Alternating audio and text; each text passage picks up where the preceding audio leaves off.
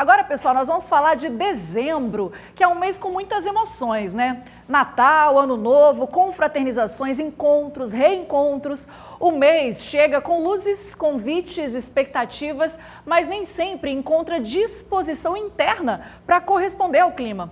Para muitas pessoas, o calendário emocional não acompanha o calendário social. Para muitos, em vez de alegria, o mês aciona lembranças, aumenta comparações com anos anteriores, evidencia quem não está mais presente. E a cena é conhecida por profissionais que trabalham com luto, comportamento e saúde mental. Ganhou até um nome popular, que é a chamada dezembrite, né? E sobre isso, eu vou conversar agora com o psicólogo Rafael Mel. Falei certo? Falei certo, Rafa? Bem-vindo, obrigada por estar aqui com a gente, para jogar luz para esse assunto tão importante. E eu já tenho uma pergunta que é o seguinte: será que o mês que gera esse sofrimento, ou ele torna as questões mal resolvidas visíveis? Boa tarde a todos. Não, né, eu acho que não é só o mês de dezembro, né, a gente podia falar aqui de janeirite, fevereirite, né, e assim vai, né, assim, acho que é uma consequência, né, também que a gente acaba tendo no final do ano, né, que remete a muitas questões, né, tem alguns pontos que são bem específicos, podem ser específicos, e é importante a gente falar que é um nome popular que é dado para isso, né, então a gente tem que entender de onde vem também, o que significa para cada um, e o que fazer com isso também, assim, mas não só com isso, com tudo que a gente tem no ano inteiro, né? Todas essas coisas que a gente passa o ano inteiro. Mas dezembro agrava um pouquinho mais, você acha, por conta dessa questão dos eventos sociais, né? Dessa demanda de presença, de obrigações sociais que a gente tem que cumprir, às vezes ser obrigado a estar num ambiente de junção familiar onde você não se sente bem-vindo, onde tem muitos traumas e muitas questões ali que não são visitadas, então isso de alguma forma fica mais evidente?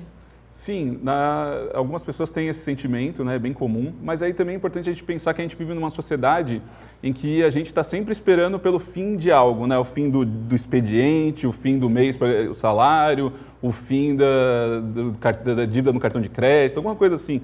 A gente está sempre nessa expectativa, né, desejando esse fim.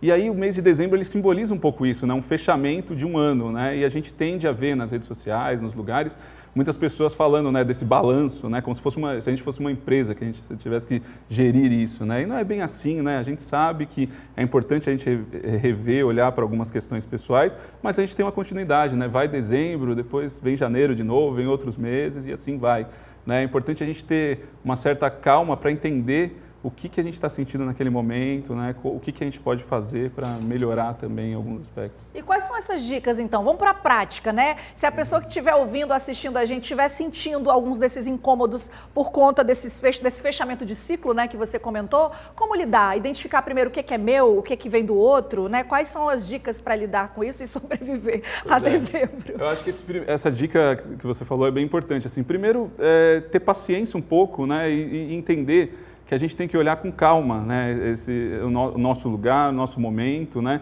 Às vezes a gente está querendo performar de alguma forma numa sociedade que exige isso da gente e a gente fica sobre essa constante força, né, que acaba empurrando a gente para esse lugar. A gente tem que reconhecer quais são os nossos sentimentos, será que eu estou triste, né? Eu posso estar triste, posso ter perdido alguém, posso estar passando por um processo de luto, posso estar cansado por causa de um ano que eu tive.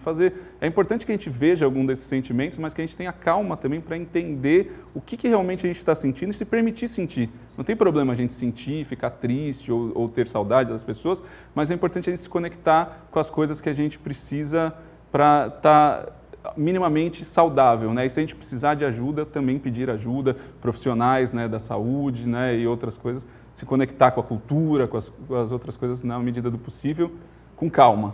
E só para fechar, Rafa, essa questão do luto, né, que no caso da perda, que acho que evidencia, como a gente fica muito emocionado nessa época do ano, acho que a perda, né, de alguém, talvez que no Natal passado, no final de ano estivesse aqui e não está mais, é importante, você acha, não gerar um tabu sobre isso, deixar essa emoção fluir, né, e não engavetar, porque às vezes a gente vira um tabu, não pode falar de tal pessoa que não está aqui, para não gerar emoções, mas deixa gerar, né, tipo isso? Sim, tem umas sociedades que levam de uma outra maneira, né, a nossa sociedade ocidental, ela tende mais a ter esse sofrimento mais na perda de alguém, né? Mas é importante a gente viver também esse luto, né, na maneira, cada um no seu tempo, né, respeitando isso, né, entender que isso é uma coisa que precisa ser sentida, vivida e com calma nesse processo, que faz parte também, assim, se respeitar também e viver com a memória também, que é importante também.